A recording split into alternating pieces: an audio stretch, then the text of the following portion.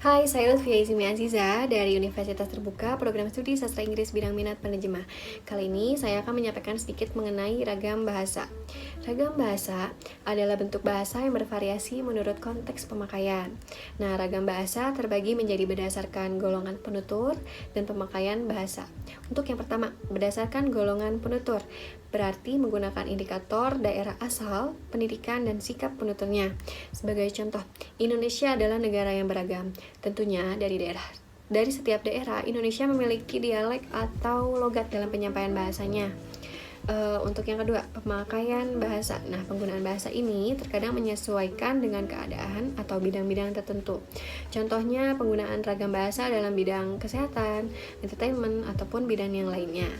Nah, untuk ragam bahasa memiliki dua media. Yang pertama itu media lisan, dan yang kedua adalah media tulisan. Nah, untuk yang media lisan merupakan bahasa yang dihasilkan melalui alat ucap dengan fonem sebagai unsur dasarnya. Untuk ciri-cirinya, yang pertama itu memerlukan orang kedua ataupun teman bicara. Yang kedua itu tergantung situasi, ruang, dan waktu. Yang ketiga tidak harus memperhatikan unsur gramatikal, namun memerlukan intonasi serta bahasa tubuh. Nah, selanjutnya itu berlangsung cepat. Yang lain sering dapat berlangsung tanpa alat bantu, dan yang terakhir kesalahan dapat langsung dikoreksi. Yang artinya untuk ragam bahasa media lisan itu terjadi secara spontanitas. Untuk yang kedua, ragam bahasa media tulisan. Nah, ragam bahasa tulisan adalah bahasa yang dihasilkan dengan menggunakan rangkaian huruf sebagai unsurnya. Untuk ciri-cirinya, yang pertama tidak memerlukan orang ataupun teman bicara. Yang kedua, tidak tergantung kondisi, ruang, serta waktu. Yang ketiga, harus memperhatikan unsur gramatikal. Yang keempat, itu berlangsung lambat.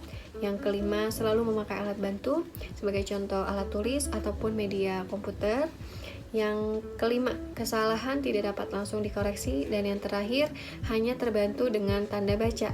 Nah, untuk yang berdasarkan media tulisan, sudah dijelaskan tadi mengenai ciri-cirinya, berarti itu harus dengan teliti dalam penyampaiannya, karena tidak dapat langsung dirubah. Oke, sekian mengenai penjelasan ragam bahasa yang dapat saya sampaikan. Mohon maaf terdapat banyak salah kata ataupun masih kurang dalam penyampaiannya. Terima kasih, sekian.